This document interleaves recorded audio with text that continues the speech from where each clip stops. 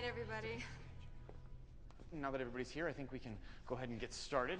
I think everybody knows my father and my sister, and these are my housemates and physics pals, Lin Chen and JT Bachner. I've also invited some others here to join us. This is Professor Campbell. He is the instructor of paleontology. And Dr. Tolley, he's the head of the Department of Astrophysics and Cosmology. Why are we here right now? How do you spell astrophysics? So, a few days ago, my sister asked me to check something out for her. I was a bit skeptical at first, but for the sake of the harmony of my family, I agreed. Like in most families, we don't see alike on many things. My father is a man of the cloth, and my sister followed him in that way of thinking. I myself took a different path and got wrapped up in science, physics, to be precise. We still love him, though. Kind of. Thank you very much. And everyone generally accepts the fact that science and the Bible are at odds with most major issues, especially when it comes to the creation of the universe. Genesis says the earth and the universe were created in 6 days. Science says it took some 15 or 16 billion years. The Bible seems to be at complete odds with science. It's just another religious mythology spun by the ancients to explain the unknowable. Dad, what is the biggest doubt most people have when it comes to believing the Bible? It's Genesis, the idea that the heavens and the earth were created in 6 days when all of science says otherwise. Follow me. So I think I'm like a lot of people.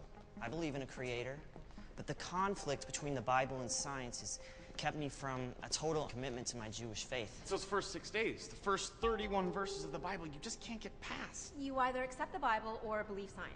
What's the answer? Is it 6 days or 16 billion years? You can't have it both ways. Until now. Like I said, Carrie brought me an idea, and Lynn and JT worked with me on it, and we asked Professor Campbell and Dr. Tolley to go over what we found. Something we're now calling the Genesis Code. I think that now we can show you. Drum roll, please. I think the answer to the question of is the Bible right or is science right? And it's that both are absolutely correct. This ought to be good. Oh, it is. So now, let's play some football! Yes, Dad. Okay, you be the quarterback right there. Dr. Tolley, you be the left end of the offensive line. Chase, you're the center. Tyler, you're the right end of the line. Lynn, you be there and be the running back. And the defensive line, Professor Campbell, Shane, and Carrie over here. Carrie, my lady. You be the left end of the line here. Okay. I'm gonna get a crack at you, Tyler. Go for it, Carrie. Come on. Blake, you be the middle linebacker. And JT, my man, you are the safety. Okay, this is good. This is good. Okay, Dad, so this is going to be... Peyton, sorry. It is going to be a running play to the right. So you're going to pitch it or lateral it over here to Lynn, okay? Here we go. Hey! Peyton Manning takes the snap. Oh, it's a pitch to Joseph Dow. He's trying to turn the right corner, and oh my gosh, what happened? Oh, personal foul on number Carrie. I want to take out the red handkerchief and review that, please. Okay, well, while the referees go under the hood, let's take a look at what happened. What happened is Carrie punched Tyler in the heart. I mean, the play itself. Dad! I'm sorry. Peyton. Thank you. Describe the play. Well, I lateraled my running back, and she tried to make her way around the right side of the line. And Blake, you were the defensive linebacker. What did you see? I tried to run around the left end of our line. You saw it going to the right, and you saw it going to the left. So who's right? We both are. We both described what we saw. You saw the same events in different ways. Why? I saw it from my perspective on defense, and Reverend Wells saw it from his on offense. This is an example of 2 different frames of reference. This is an essential part of what we are discussing here today. Hey, Mark, I'm gonna need an x-ray. Can we get Oh, how about some Gatorade instead, my friend, okay? Get out. Boom. This is Paddington. The car is Paddington's frame of reference. From where Paddington sits, driving along the road, trees and buildings and everything along the highway all appear to be moving, while he is stationary. This is Albert. He is standing along the road. He is in a different frame of reference than Paddington, who is in his car. From Albert's frame of reference, it is Paddington who is moving. Is this idea of 2 different frames of reference, with one frame accelerating in reference to another, where all this becomes interesting? Time itself is actually different for observers in different frames of reference when one frame is in motion relative to another. Right, and at lower normal speeds, the difference is imperceptible. But as the speed approaches the speed of light, the impact is overwhelming. Follow me. So you're saying the greater the speed within one frame of reference to another, the slower time passes in the accelerating frame? Yes! And gravity has the same effect on time as does speed. And see, time passes more slowly in a given frame of reference where the force of gravity is greater than in another frame with weaker gravity. Now, how about the universe? Scientists used to believe the universe was steady state. Go outside at night and look up at the stars. There they are, right where they were last night, and the night before, and the night before that. Steady state. The universe had always been here and always would be. Forever. And time. We all knew what time was. It was the ticking of the clock, always the same. One day to the next, the same. Here, on the moon, across the universe, today, 1,000 years ago. Let's go.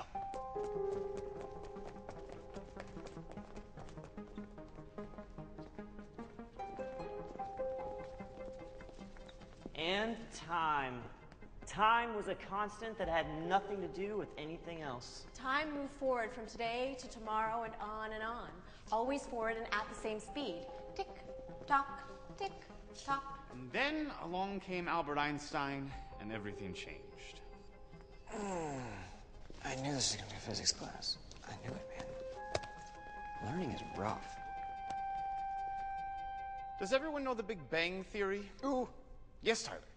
It is a TV show about two really nerdy dudes live next door to this really hot chick who, it's about these two really nice guys and a really pleasant girl. It's a great TV show, Tyler, but I'm actually talking about the other Big Bang.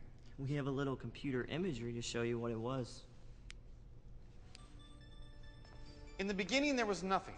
The universe did not exist. No planets or stars, not even empty space, nothing. Not even time. And out of this complete nothing was a flash, and a speck was formed, no bigger than a mustard seed. And in that tiny speck was all of everything that ever would be. And that speck expanded at hundreds of millions of miles per hour. It was a ball of pure energy, dense and massive, beyond imagination. And the temperature was in the trillions of degrees. A mass of pure plasma expanding at the speed of light. Everything that ever would be. I mean, the material from which everything exists today. The planets and the stars, all living things. Time and space itself was created at that moment. And this was good news for Bible thumpers like me and Dad because science was saying that there was a beginning, just like it says in the Bible. Of course, the bad news was the Bible said this all happened in 6 days. This idea of the Big Bang all came about as a result of Einstein's theories of relativity, where he established that in the physical sciences, nothing was absolute. Everything was relative to everything else. Even time. Time is relative to speed.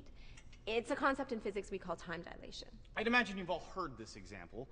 Imagine Lynn and JT are twins living here on Earth. I know, weird, right? And Lynn boards a spaceship and flies off traveling near the speed of light to some faraway star. JT stays here on Earth. Now for Lynn, the trip takes about a year. But when she returns to Earth, she finds that JT has aged nearly 20 years. Oh no.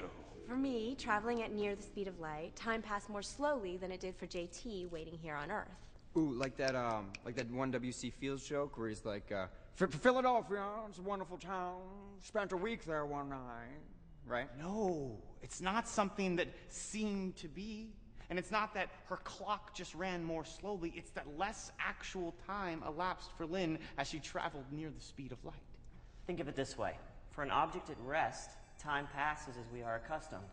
As the object begins to accelerate and as its speed approaches the speed of light, the amount of time that passes decreases. The passage of time is relative to speed, as Lynn said, time dilation. Are we done with all the physics stuff? You like this next part, Tyler?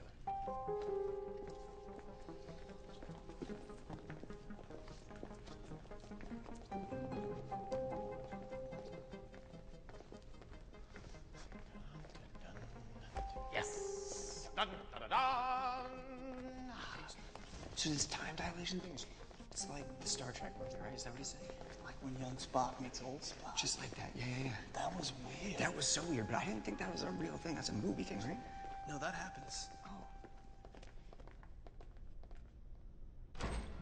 Ladies and gentlemen, welcome to the planetarium. Please have a seat over here. Remain seated. Dermen sentados, por favor. Together, another visual to show you what we mean by time dilation. We took some footage from an old sci-fi movie and created this little clip. Please enjoy yourselves, get comfortable, and lean your seats back. Imagine This is the bridge of a starship on a mission of deep space exploration.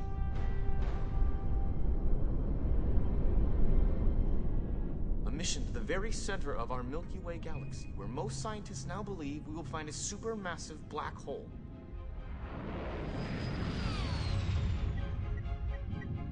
The black hole at the center of our Milky Way was once a star with a mass estimated to be some 2.5 million times that of our own sun. When that star collapsed, all of its mass was condensed into a tiny spot in space of infinite density, the size on the scale of a grain of sand. This is called a singularity, and the gravitational attraction it exerts is so powerful that nothing, not even light itself, can escape. Hence the name Black Hole. The commander of the starship has sent one of his smaller survey craft to explore the black hole. Let's call the commander of the survey craft Captain Chen. Can I be the commander of the starship? Sure, why not? Cool. Commander Chase on the starship is watching Captain Chen on the bridge of the survey craft as it approaches the event horizon. That's the edge. The edge of the black hole. As Commander Chase and his helmsman look across at the bridge of the survey craft through their monitor, Looking into one frame of reference from another. That's right. Chase and his helmsman see the movements of Chen and her crew are slowing down. They now seem to be in slow motion. But for Captain Chen, everything is normal. She will log the results of her mission into her ship's computer and then take her survey craft back to the coordinates where she expects to find the parent starship. But it's not there. They will hail another passing ship and experience a startling revelation. Those to whom Captain Chen will ultimately give the report of her 1-hour survey at the edge of the black hole will be the distant descendants of her starship mates. During the 1 hour described by Captain Chen, the clocks of these descendants will have recorded the passage of thousands of years. During what Captain Chen and her crew experienced as the passage of 1 hour at the event horizon, thousands of years have elapsed in the space they occupied prior to their trip to the black hole. As I said earlier, this is time dilation, the effect of increased gravity slowing the passage of time, just as does speed. For an object in a zero or low gravity environment, time passes as we are accustomed. As the force of gravity on an object increases, passage of time narrows. Time slows down. To sum it up, time is not fixed or constant. Time, or the passage of time, is affected by speed and by gravity. The greater the speed or the greater the force of gravity, the slower the passage of time. There is also one more thing that affects the passage of time. That is the stretching of space itself. Here, I could use your help, Tyler. Come here. Ooh, Come up here. It'll be fun.